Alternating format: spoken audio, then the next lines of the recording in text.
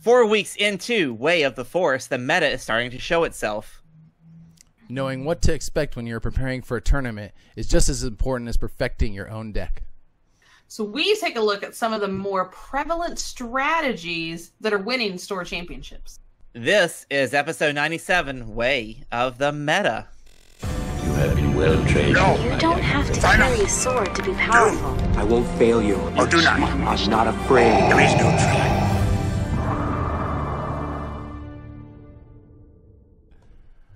Yes, blooper reels for sure. Dude, we could make a whole show out of just blooper reels. We could. That's why you should watch the That's why you watch the show live, because you haven't heard all the stuff that Jason edited out over the years. We're so much better It's just now. a podcast. I've got things are so discombobulated. I think over the years we've just become more accepting of the bloopers. I think so. Just leave it in. Whatever. Yeah. Y'all have it's like fun. autocorrecting in text, right?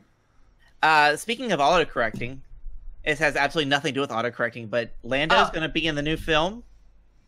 Yeah, we missed that last week. I have seen this. Poor Billy Deer, like, he's going to have to get a little, pick him up in his step, but I think it'll be pretty cool. Will Lando be in a hover chair? Is that how he's going to come out in a hover chair? Maybe.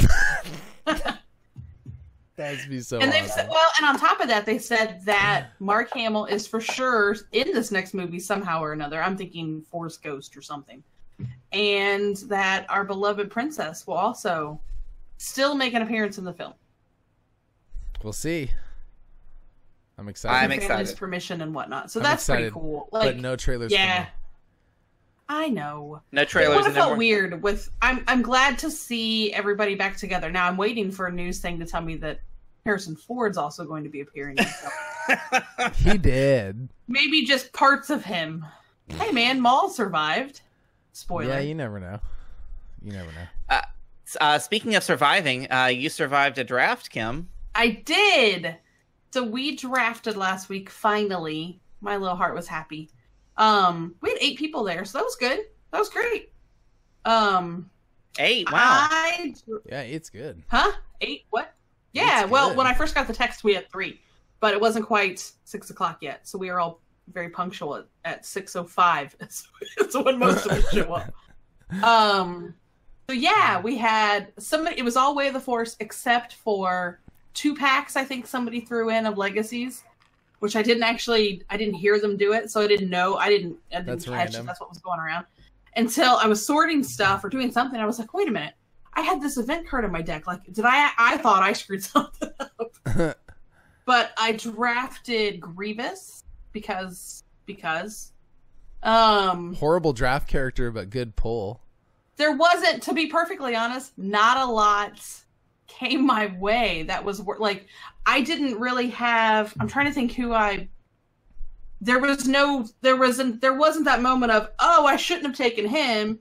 I should have held out for this, because that never came. Like, Do you snake draft the winnings, or do you keep whatever you pull? we keep whatever you. Oh, well, then I guess he would probably end up being. He would be pulled. Yeah, so on for my that, part. I was like, well, he gets to stay with me. Yeah. So to be crazy, I played, and then I also got Executioner, which is a great little character to slot in at 8 cost. Yeah.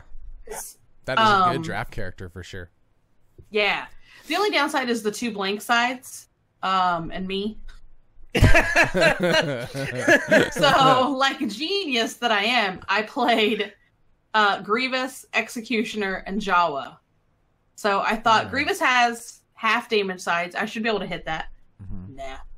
No, I hit more blanks on Grievous than I did on the other 2, who both have double blank sides. Wow. Yeah, they're only I at 30%. pitched and re-rolled into 3 blanks, but I went 2-1. Nice, that's good. One of those wins may or may not have been a bye.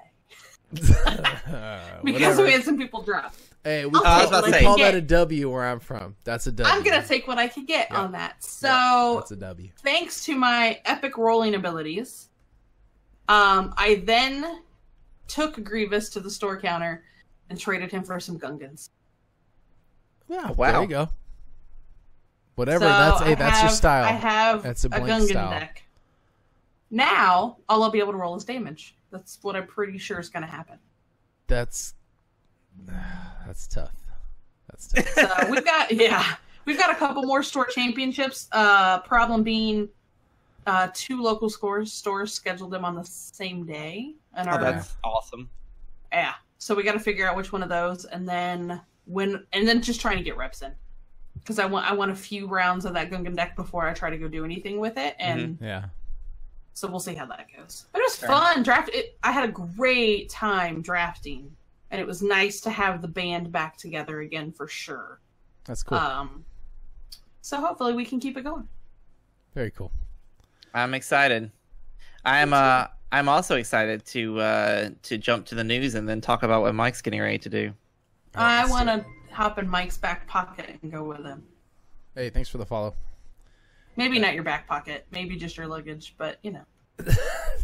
Riddles, thanks for the follow. Let me take that back, huh? You'll find what you need.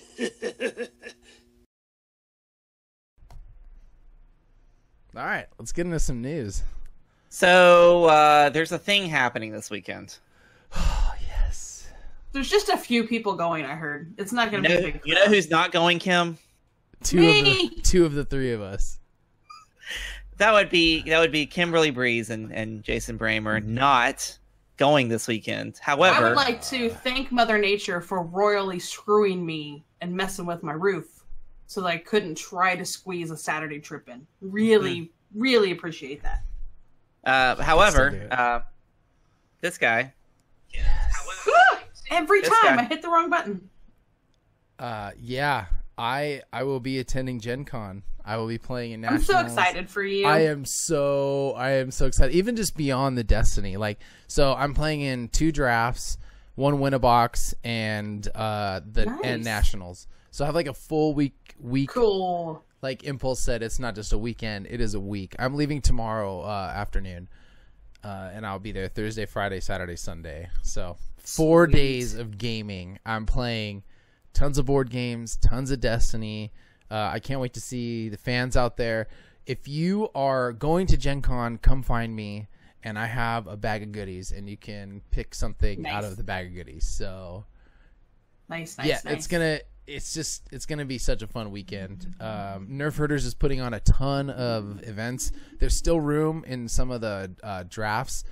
The legacy stuff sold quick though, or trilogy format. I'm sorry, trilogy format events sold quick. So I cannot. Oh wow. Yeah, I couldn't get into any of those. Unfortunately, it's because they didn't want to see my Kylo Anakin trilogy deck, which is smoking. That's gotta be it. Yeah, that's exactly why. So yeah, that's in the news. Basically, Gen Con is this week, and it is going to be full of Destiny, and FFG is a huge sponsor this year, so they have like a giant booth.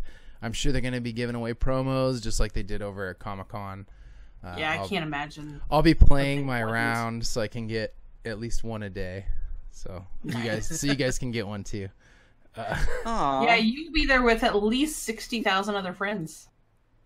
From what I'm hearing. I hope I meet some people. I'm going out there. I have some board gaming friends, but I don't know anybody else who's going out there to play Destiny. So any of you fans that are going, yeah, come find me. Let's play some Destiny. Even if we're not playing in a tournament or something, we'll play some games.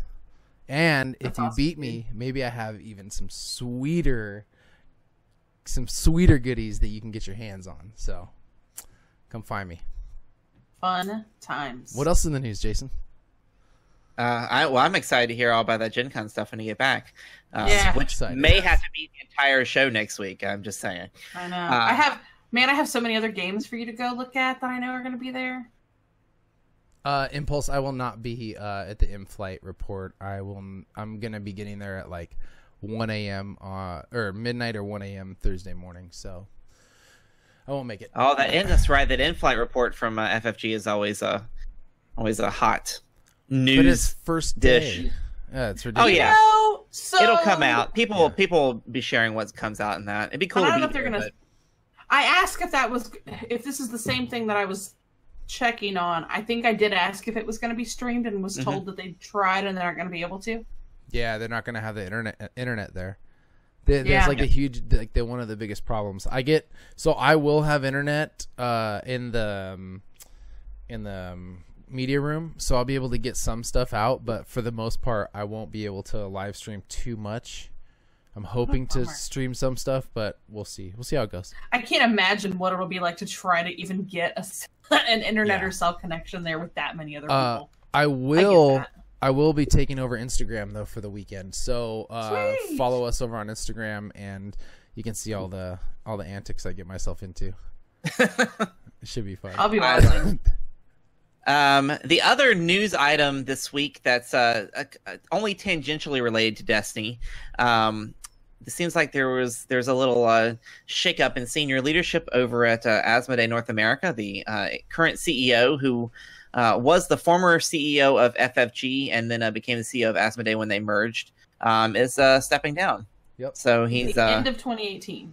At the end of the year. So we've got about 5-6 more months, and as they work out this transition to the next leader of the conglomerate, so to speak. Will this have any impact on Destiny? No. I mean, the only thing I would think is so. if they could. I mean, they probably help facilitate distribution and production, so it can only get better. Just my thought. Here's real quick why I don't think it's going to affect anything. They name games that he specifically had his hands in, like he was very involved in, and Destiny's not one of them. So I don't think we're going to see any major change. And they're breaking his job up into two different they're filling it with two conglomerates. roles. There's a publication leader, and then there's a distribution leader. So maybe it's even going to get, maybe like Jason said, it might get better now that we're seeing two different people take on this job that one man was doing before. And Asmodee was recently sold, so you can only hope that sees better distribution and things like that. Right. I don't know too much about the company that purchased them because they're not a board gaming company. Like they were not previously in this market. They were in other very odd stuff. So I believe it was a French company, and I can't think of the name of it off the top of my head. But they sold for a few digits. There's a few zeros on that check and a few commas. There's a lot of people. There's a lot of people out there that don't realize how big the board gaming market is. It's huge. There's a big community out there that plays. Like when I tell people I have 150 board games, and they're like Monopoly? That many copies of Monopoly? Yes, no. I have 150 different copies of Monopoly. I'm pretty sure there's not a copy of Monopoly in my house. I I have about 150 board games as well. I got Star Wars. I haven't counted lately. Star Wars, Simpsons, and Old Fashioned, like the copy I grew up on playing. Anyways, back to Destiny news. Threw them outside. Back to Destiny news. Back to Destiny news. There's one more piece of news we got to talk about before we move on. Yeah, well, as we get into the regional season, not regionals as in regionals, but regionals as in like NA champs, and of course the U.S. National Championship coming up. We are trying to help out our friends over at Nova, running a little campaign here to get some funds to help support the Nova Open Charitable Foundation. You'll see the bar at the top, which is not very full, but we're hoping people. But we're hoping we can get some help for them. Half these proceeds will go straight to them. The other half will go help underwrite the cost of live streaming the U.S. National Championship. So as Mike said, Gen Con, due to their size and just restrictions of the space, we're probably not going to see much in terms of live stream. We'll probably get a lot of play-by-play via the tweets and the Facebooks, but the interwebs. Not going to see a whole lot of quality streaming over there, unless somebody knows something I don't know. But we will be providing as a high quality stream as possible as we can from the Nova Open, because we will have quite a wonderful internet connection. If I remember correctly, it's pretty spiffing there. It was the most lightning fast internet that I've ever had the privilege of being a part of. Wow! Every time I try to upload anything. And be sure to check out this channel when we get to the U.S. National Champs at the end of August. We will be live streaming all the games as well as a Day 4 draft, hopefully, and you'll have the pleasure of, whether it's a pleasure or curse, I don't know, of me and Ruben Sanchez as your commentators throughout the weekends. Unless we can... Right. I've done commentary with Ruben. It's entertaining, to say the least. Oh, he's entertaining for sure. So yeah, if your heart tells you to donate to this cause, just head over to thechancecube.com/Nova, and we'd appreciate your support. Absolutely. Now, let's go to the news. You know, Mike, I just can't seem to get the cards I need in the booster packs I've bought. I'm still missing a Mother Talzin, a Darth Maul, and I need some more battle droids. That 5-wide droid deck isn't going to build itself, and I have all these extra Yodas. Seriously, Kim, I told you, check out Armada Games. You can buy and sell Destiny cards on their website, shoparmada.com. It's just a few simple clicks and bam, you are done. I used it just the other day, and now I got two Maul Sabers heading my way. Hey, what are you guys talking about? We're in the middle of a break here. Jason, you know how you've got all those extra cards from all those booster boxes you open? Mike says you can sell them online super easy. No way, seriously? How? I've got to make room before this next set comes out. Jason, whether you're new to the game or a seasoned vet, Armada Games has just what you're looking for. You can buy and sell your Destiny singles all from the comfort of your living room. Pre-order the latest sets of boosters and find the droids you are looking for. You can also check out their selection of Destiny accessories. And you'll get free shipping on orders over $75. For an even better deal, be sure to use the coupon code TheChanceCube and receive 5% off your Destiny purchase. Visit their website at shoparmada.com. Armada Games. Get in here and game. But you know what I always say. Speak softly and drive a big tank. Welcome back. So today, continuing on with our Way of the episode titles, we're talking about a little bit of the meta. I think we're 4 weeks into the set proper, and the top decks are kind of shaking out in the Store Championships. It's kind of interesting. We're in year 2 of Store Championship season, and it's I feel like, and maybe that's just because I'm moving into a new house and I'm disconnected, but I feel like there's a lot less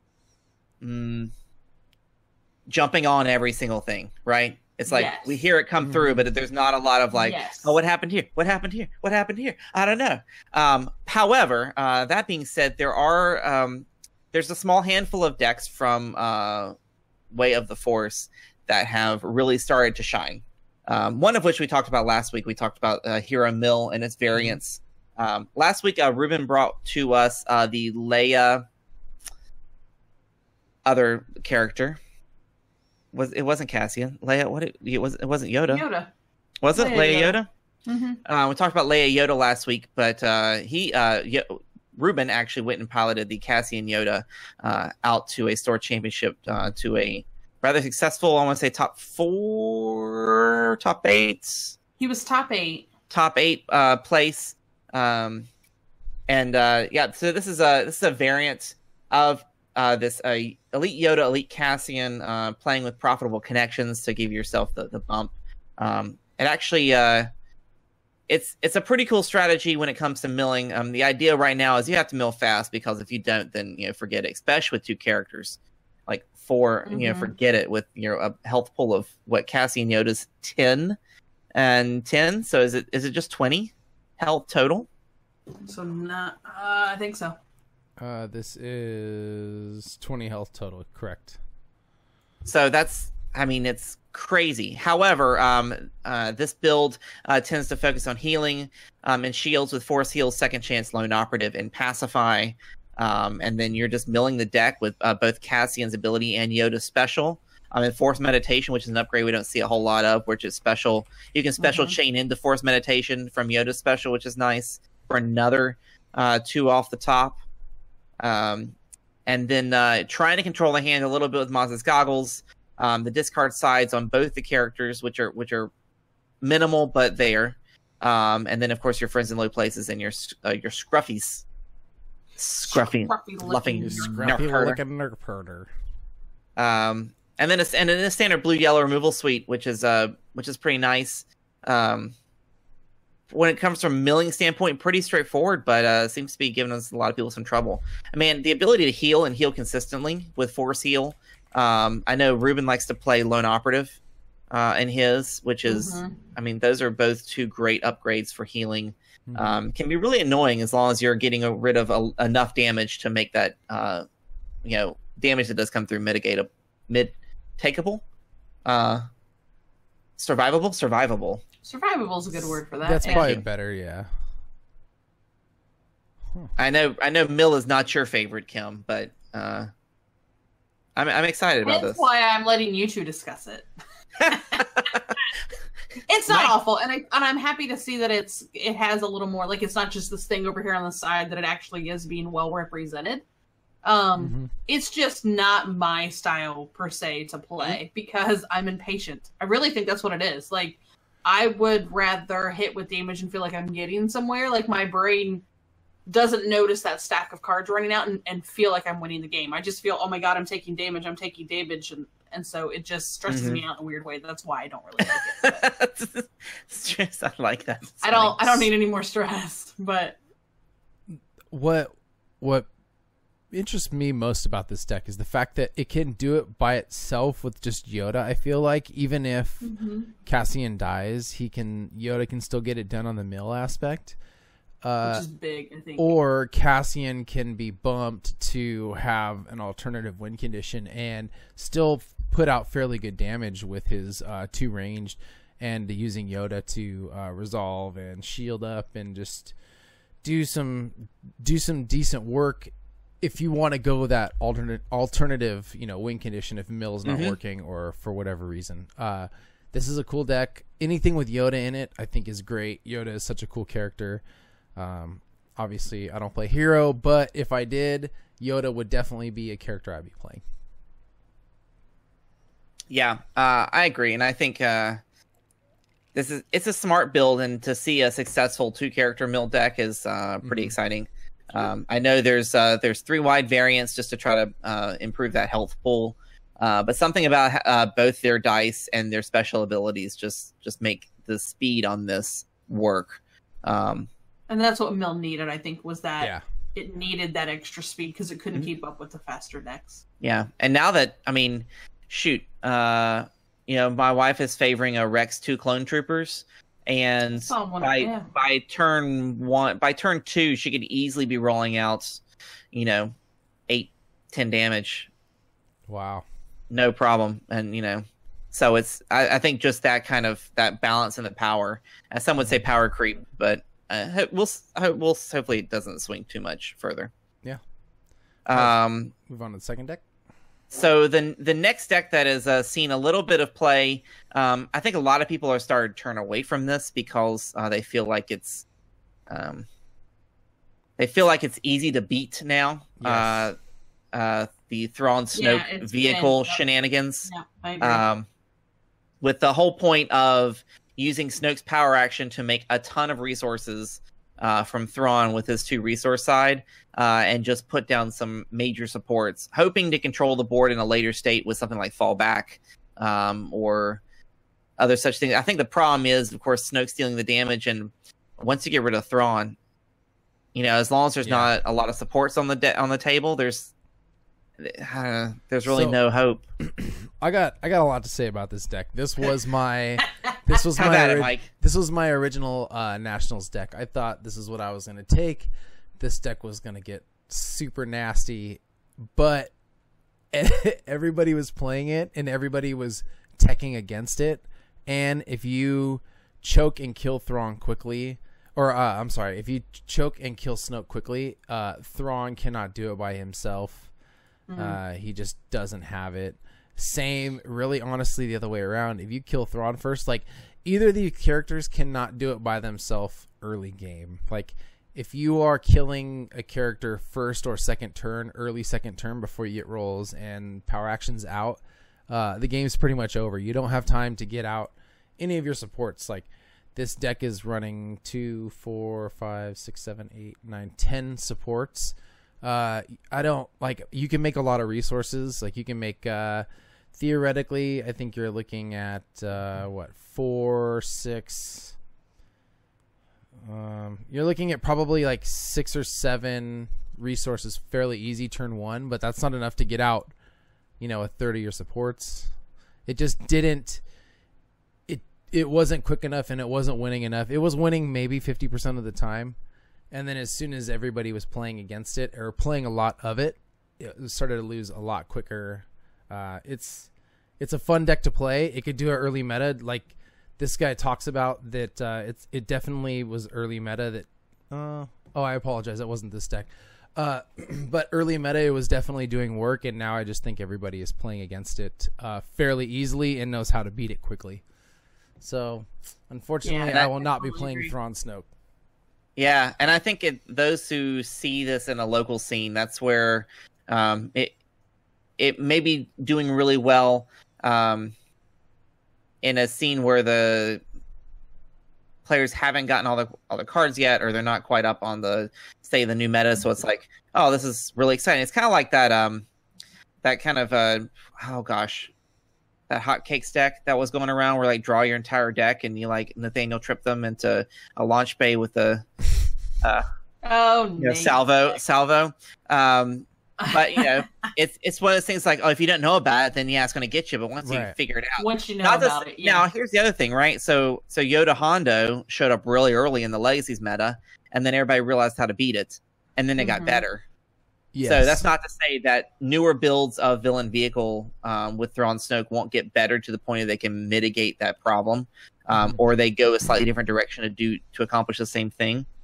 So lots of I would love to see it come back, but right now it's touchy. It really depends on your local scene as to whether or not this is going to be super successful. Yeah, I think that's big.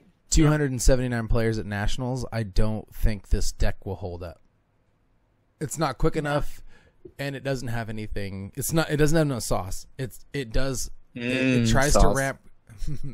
Sauce. It doesn't ramp fast enough, in my opinion, to really get all those supports out, and then try and do some sort of Dark Ritual or Rise Again to try and get your character back out. So yeah, let's move on to the third deck. Now this one seems to be the hot tamale of the current scene, nicknamed Crap. That sounds like a name I would come up with. KRAP for Kylo Ren. Arianda Price. Arinda. Governor Price. I don't know why they have to put that name on there. I can't pronounce. So this is Kylo Ren from the two-player set, of course, the one that is the bane of every monocolored deck's existence. And it kind of goes along the same trend that the Kylo Anakin builds are going, right? He's a solid power team, two solid characters. Of course, what this one does one up on the mono blue variation of Kylo Anakin. It gives you access to red. And from the deck standpoint, the only red you're really bringing is like the best defense, tactical mastery, and maybe logistics. And as I wrote in the script, and if you're feeling frisky, a Z6 riot control baton. Real quick, whoever donated the $10, thank you very much. It was from an anonymous donator. Yay! Thanks, guys. All right. Thank you, Mr. or Ms. Anonymous. I got so. Oh, go ahead. Keep going, Jason. Oh, I got more feelings on. I got feelings on this deck too, because this is another one of my almosts for Nationals. So Price definitely brings that consistency with her special. It's kind of another one of those things where you're hopefully trying to get Emperor's Throne Room. Some folks even play new orders in here just to make sure Emperor's Throne Room can get on the field. Now with the new ruling that when you claim the battlefield, you then control it. So her special would trigger, allowing you to flip a die, then resolve it for one more, or is it just resolve for one more? Flip a die, and then if you control the battlefield, where it increases value by 1. So you can flip those 2 sticks on Kylo for 3 quickly. And this is really it's a straight up aggro deck when it comes to blue red, and that's really what it's trying to put some upgrades on you and do the hurt, and use Kylo's ability to ping you for damage along the way. It's not really it's not combo. A lot of decks I think are trying to go the combo route, or like, let's try supports. This is just a straight up throw some upgrades down and try to bash them in the face deck. Yep. You have feelings, Mike Hill. Okay, so this is another one of my tries. I really thought I would really like to play it because I like red villain. I really like Logistics, Tactical Mastery, the Best Defense. Those are some really awesome cards. But again, I was just kind of wishing I had Anakin. Really? Yeah, it's like, is it really worth it to take out Anakin, which is in my opinion, putting out more damage and more consistent damage? That's probably true. For 3 cards, Logistics, Tactical Mastery, and the Best Defense in this build. And in my opinion, I think this is like a hype thing. You're playing Arinda because she's new.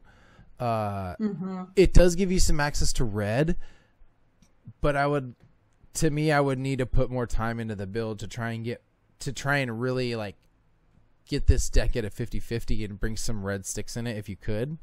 I don't know. Like with a Z6 Riot Baton or actually Executioner. Executioners, yeah, that's a great new weapon. It's only a 2 cost if I remember correctly. Yep, or you can get some staffs in there like Electro Staff. There's definitely some cool red sticks you can get in there to make it a little better. Just in my opinion, I just felt more comfortable with Anakin. Yeah, so that's fair. I think it varies because I think you're pretty comfortable with mono blue. And so maybe this is an opportunity for somebody who isn't. I'm not a huge mono blue player. I would probably lean more towards the red. I think we're definitely going to see more of this deck with a lot more red in it. Like I said, like with some Z6 Riot Batons and some stuff like that. I think it'll definitely spice this deck up a little bit more. The pairing's cool. I just didn't have time again to really play test and get it working. I just net decked a bunch of this deck I saw, and it wasn't as fast and it wasn't as comfortable as I felt with Anakin. So yeah, that's my opinion. That's fair. I actually ended up with Price at the end of the draft. Like, you get a pack for winning, so I don't know, maybe worth. And I have Kylo too, so it may be worth taking a look at. Just something to play around here in my local meta. Like, it maybe want to throw together. For sure. And if you play her with Emperor's Throne Room, you get that access to that extra special, and it's fun. It's definitely a solid aggro deck. If you're not used to playing aggro, it is a good introduction. Oh, nice. We'll have to see if I roll damage or blanks. It's really hard. I feel like it's tough not to roll damage with this deck. Oh, challenge accepted. Try it. I think you'll like it. Come over to the dark side. I didn't play villain much to start, but now I do enjoy it. Like, I can balance. I do enjoy a little villain every now and then. Yes, excellent. All right, let's talk about some light side, Lukey boy. Oh yeah, so hero aggro I think is the Big next. Bad Whiner is what they should call this. The next big splash on the meta right now. There's a lot of your Destiny tends to call these middle decks, where you've got kind of average point costed characters that aren't super powerful, but aren't support characters either. In this case, Luke 3 Ray 2 seems to be the hot topic in terms of some hero aggro on the mono blue side. Really just focusing on upgrades, some speed, and out of hand damage when it comes to things like synchronicity. I don't know. Ray has some protection with shields, and Luke has those sides that can kind of be whatever. A lot of people are writing off Luke's power action right now, which is fair. I don't think he's got anything quite exciting yet. Although I would love to see that come into play in a set or two where there's like a good reason to use his power action, but we just haven't found it yet. Blue abilities aren't exciting right now. Blue weapons are where it's at. I would agree. It would be cool if it was like any blue die on Luke, or any of Luke or his attached die, you may resolve shields as melee. But I'm sure they tried that, and I'm sure that might be a little OP, to be honest. But that would definitely make it a little more interesting. I feel like I am very surprised this deck has done as well as it has. Maybe we're not seeing a lot of Kylo, because this is a Kylo dream right here. You could everybody play this deck. I will be more than happy to play against this deck. Blue. I choose blue. gray. Although I think this deck definitely has a lot of staying power. The shields are ridiculous. That is one thing I hate, is chewing through shields. Like, you're taking damage, and as much damage as you're giving out, they're just like, oh, you hit me for 3? Okay, this round I'm going to resolve for 3 more shields. Right. I mean, Ray with her saber, or a couple of Shotos, and like, forget it. Like, you're just generating shields every time you look. And then Luke can be either. He's got so many shield sides. Yep. Not to say that you want to just shield up constantly, then where's the damage coming from? However, yeah. But I mean, this is kind of the replacement for the Luke Ayla decks. Sorry, Ray Ayla. Ray Ayla was the hot deck of the last meta, and this is kind of slowly creeping in to take her place, and she got balanced. But I'm surprised it doesn't. It doesn't run any plots. It's an even 30 points. Your eyes can deceive you, and that is an interesting support that has come into this particular build that's on the screen. Why don't you read the text for that one? After one of your dice rolls a shield, you may exhaust the support to turn an opponent's die to any side. And that's from, like, what set is that? Spirit of Rebellion. Like, whoever plays that card. 107. And now we've got Luke, who can roll 50% shields, but those shields are also damage. Yeah. So now this card fires, like, almost consistently. Yep. Every round. So, granted, I mean, you're not removing their die, but I mean, forcing them to discard to reroll is just as good sometimes. So it's still getting cards out of their hand, and they put those cards in the deck for a reason. So I love to whatever you do, yeah. I love to see cards like that just like show up. Like Mind Trick showed up in the last meta. Like all of it's like, oh, Mind Trick's actually good. Oh, now your eyes can deceive you. He's actually good. I love it when that stuff happens. Why was Mind Trick so underrated though? That's such a good card. I love playing that card now. It gives people like the shit. Oh, excuse me. It gives people like the worst decision. Like they get so angry when you Mind Trick them. They're like, I got 7 or 8 dice out on the board. Like, what do you mean split them into 2 piles? So minimum, you're getting like 4 die. Oh yeah. If they split them 50-50. But Mind Trick is the most economical removal. Yes, it is a when it comes down to must play, yeah. for sure. And it's got the side benefit of tripping your opponent brain up. Like, so what do you mean? I know it's not hero, but so my MVP the other day was is it the Art of War, which is a villain event card that cleared 3 die. It makes an opponent reveal their hand. You add up the cost of the events, and that's the die that you can reveal. Yes. So it was glorious. The other day, I played the card, and my opponent, it was on TTS, and my opponent all the time was talking in the text chat. He would just text chat.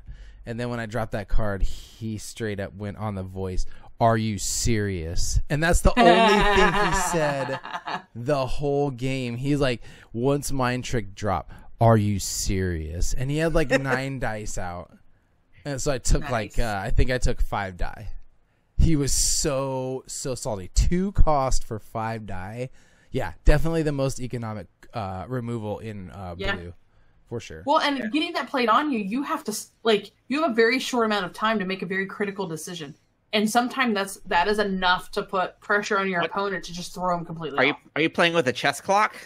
Yes. Oh, for sure. 1 minute to make your decision. Like, are you sure? I mean, you can't sit there forever. I mean, you really can't. You can't just dwell on it. They're gonna say you're delaying the game. Yep. Yeah. Yeah, and sorry, Impulse and Scuba Finch just saying Bejewel is also again that is also in my deck. Yes, I love Bejewel is a great computer game from the early 2000s. Beguile is an awesome card in your deck. Oh, is that how you say it? Beguile, I would imagine.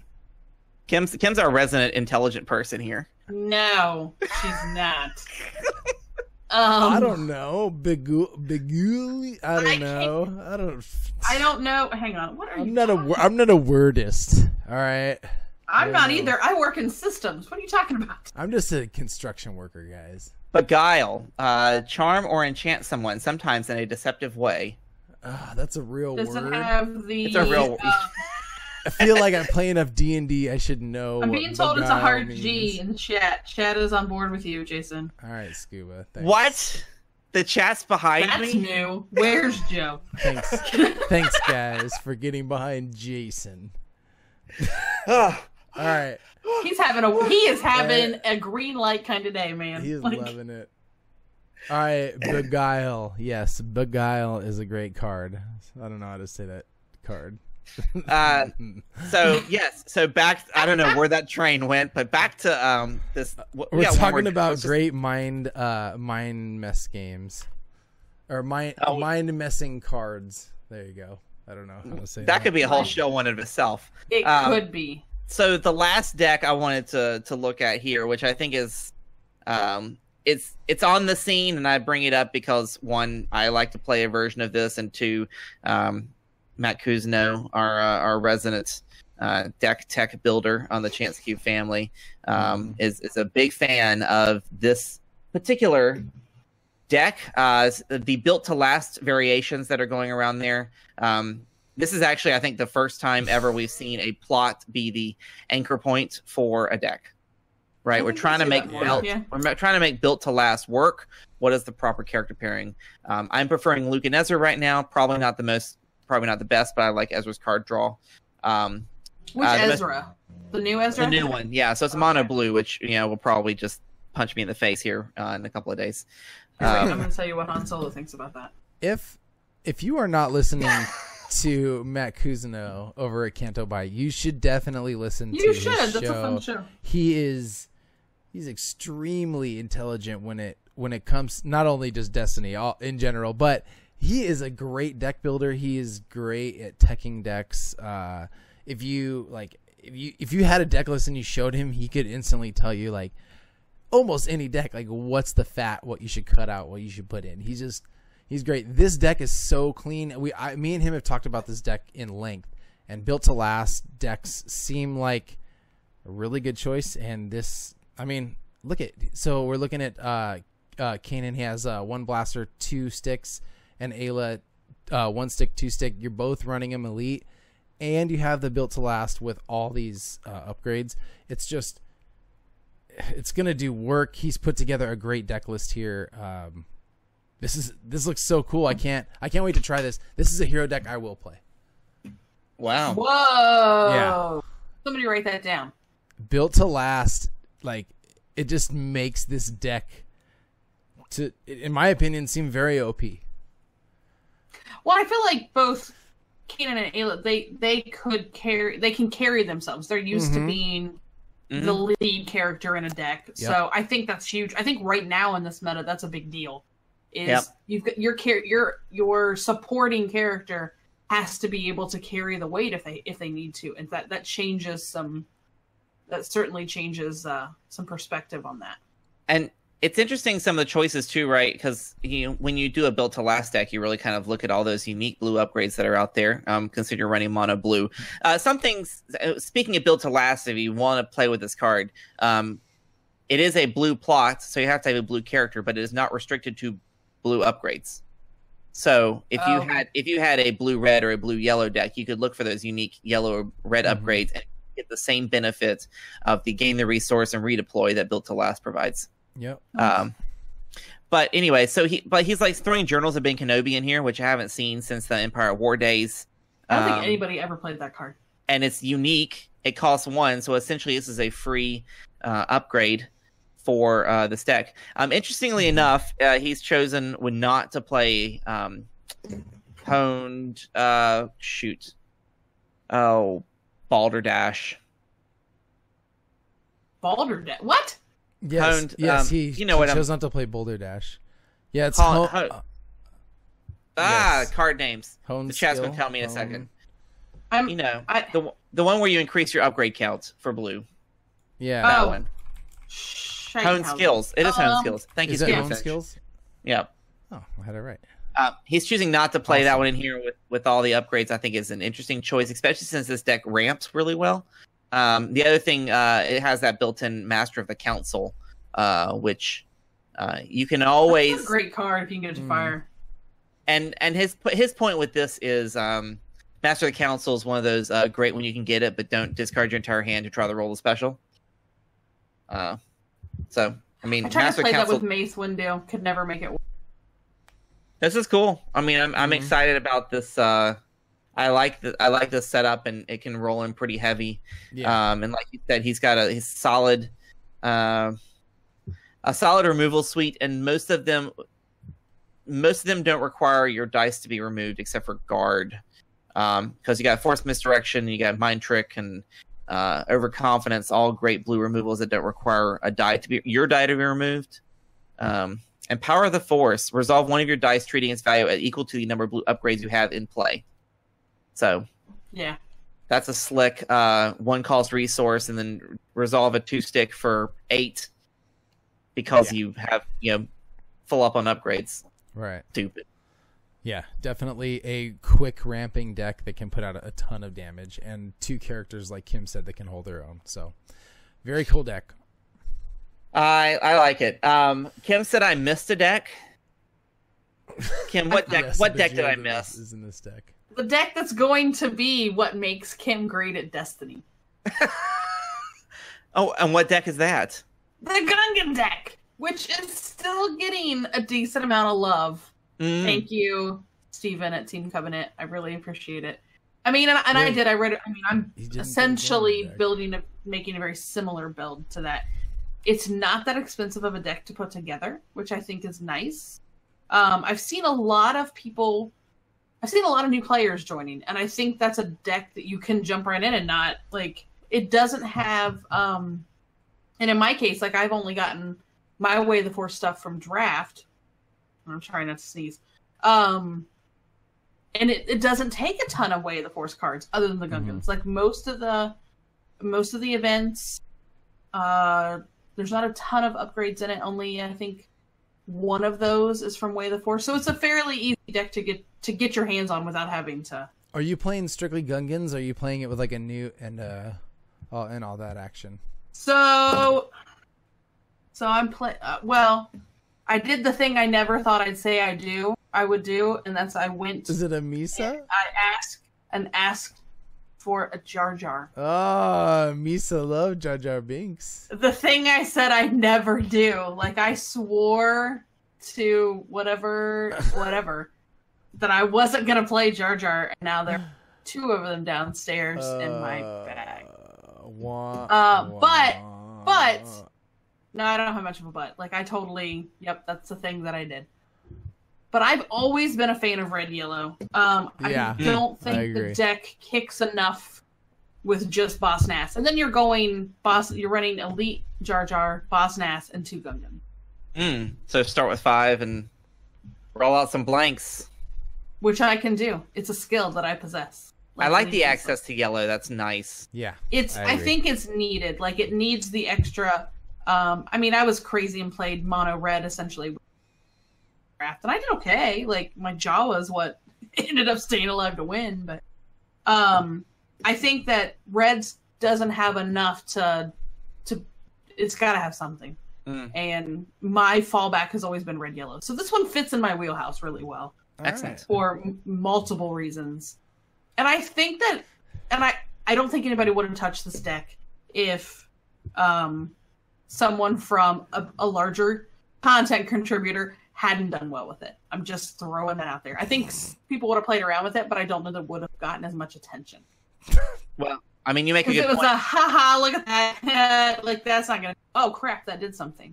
Yeah, but I mean, remember, Zach forgot to mention this. That was trilogy format. I feel like we didn't express that enough. That event was trilogy format. Was it? Yeah, that makes a huge difference when you're talking about Kylo Anna Gungans taking top 2. Just to put things into perspective for people, because we've talked about it like it was a standard tournament, but it was trilogy format. So, yeah. I'm waiting for when we have an opportunity to talk about once we have this rotation and then that big change and those type of events when we get into it's had a rotation, but then, oh gosh, what's the name of the format that I'm blanking on? Infinite? Thank you.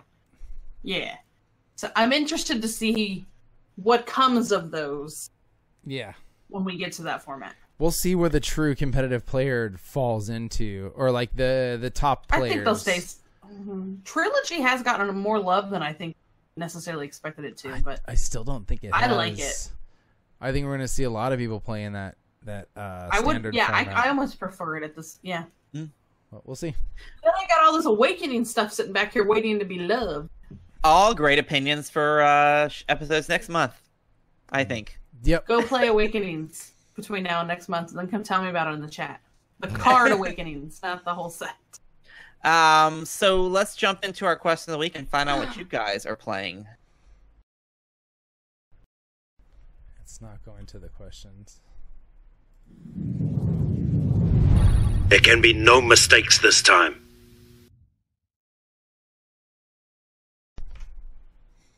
So we had a little fun over on Facebook last week. Facebook. And asked you guys with prep for Store Champs, Nationals, North American Championships. I'm sure there's some other championships overseas that I failed to mention in the question. So my apologies if I left your tournament out. But what deck are you building? As we kind of talked about tonight. So we had a lot of different answers over on the Facebook page. We know what Mike's going with for Nationals. Jason, I don't know that you weighed in on what deck. What are you focusing on right now? I know you've bounced around a couple of decks. I'm sticking with, for the moment, my Luke Ezra built to last variation. And may I ask if Sarah is kicking your butt when you play that deck? I have started to figure out how to beat her Rex 2 Clone Troopers. But the problem is when I play her, I play very fast because we play each other with the same decks all the time. So I need to take my deck to my local this week and actually decide if it's actually decent. I just want to see if Sarah was kicking your butt at all. That's all I want. She was very handily for a while until I was like, oh, I just killed. Okay, I got this now. I like it when Sarah kicks your butt. Thanks, appreciate it. You're welcome. I gotta look out for my girl.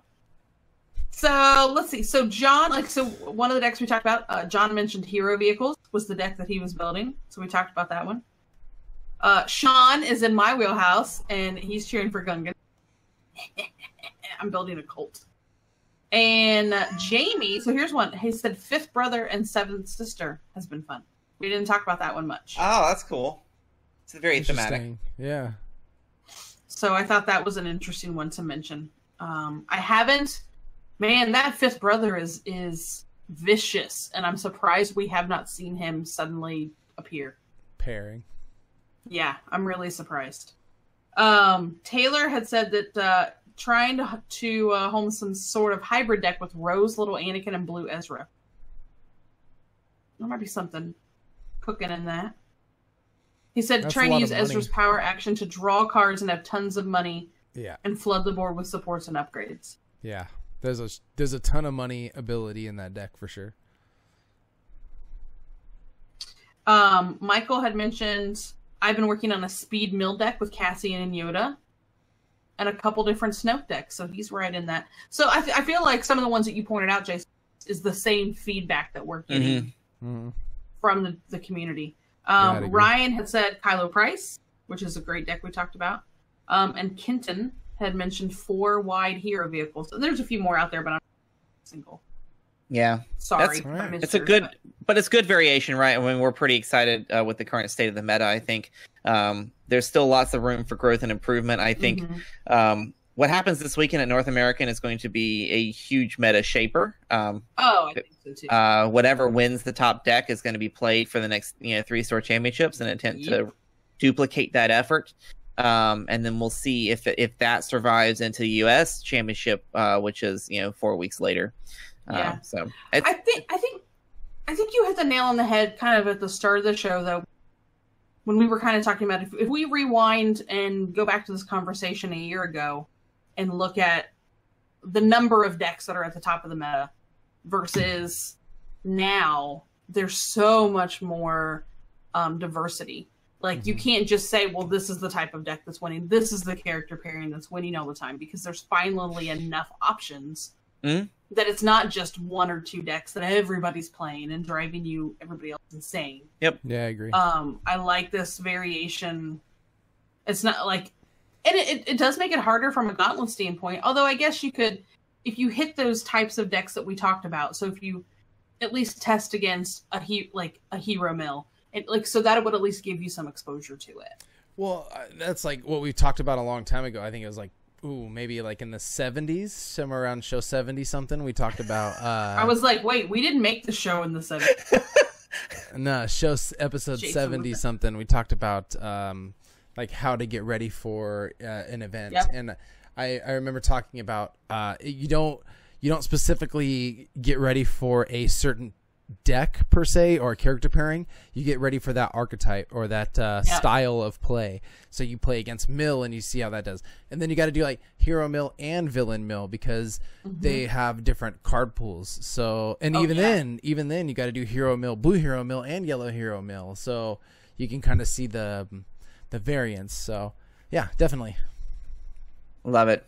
So I'm really excited to see what comes out of Nationals North Americans this weekend, to see how that shapes the meta. Those big events always have a huge impact on the local scene, especially for those hyper competitive players who keep up with the haps, as they say. We will be there via Mike Hill to keep up with the haps. My buddy. North American. Again, as he said, check out our Instagram. That is Mike's favorite way of communicating with the social world, and so the Chance Cube Instagram will be taken over by the Mike Hill this weekend. Nice. So check that out. So we've given him access to our Facebook page, so who knows what he'll do. Yeah, we'll see. He's getting me to even get on Instagram. Like, that's exciting. Awesome. So otherwise, of course, the Facebook and the Twitter, and all the things. Twitter, you sound like an old man. I love it. I know. And the Twitter. tweets. I do it Twitter sphere. And be sure to, if you can, subscribe to our channel. Of course, if you're an Amazon Prime member, you get one free sub a month, and we'd be happy to be the recipient of that sub because it's free for you, and it benefits us and to keep this show afloat and going. Head over to our Facebook page this week. We got another question to feed into our topic for next week.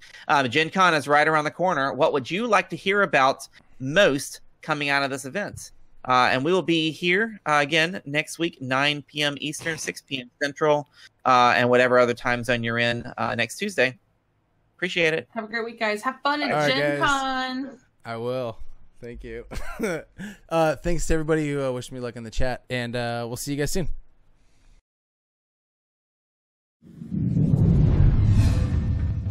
This has been The Chance Cube, a Star Wars Destiny podcast, a non-profit organization dedicated to building community through gaming.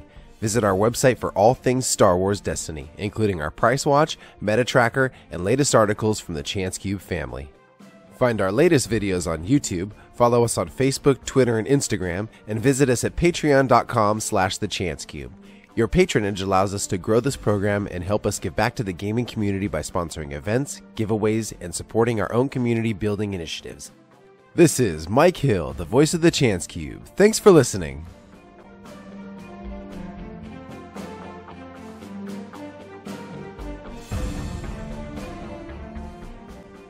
The Chance Cube is not affiliated with Fantasy Flight Games, Lucasfilms, or the Walt Disney Company.